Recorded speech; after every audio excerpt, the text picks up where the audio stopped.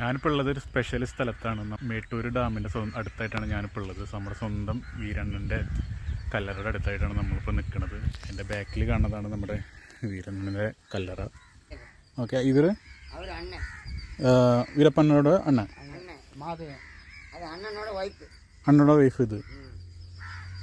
ഇത് അണ്ണ വീരപ്പന.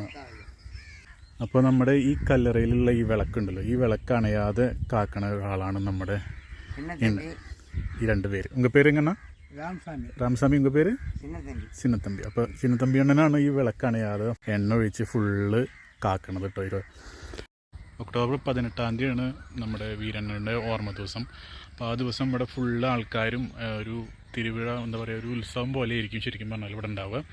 അപ്പോൾ വരാവുന്നവരുണ്ടെങ്കിൽ ഒക്ടോബർ 18 ആ ഡേറ്റിൽ വന്നോളൂ. അതായത് നമ്മുടെ വീരണ്ണയുടെ ഓർമ്മ ദിവസം. അല്ലാത്ത പക്ഷം ഈ രണ്ടെണ്ണന്മാർ മാത്രമേ ഇവിടെ ഉണ്ടാവുള്ളൂ.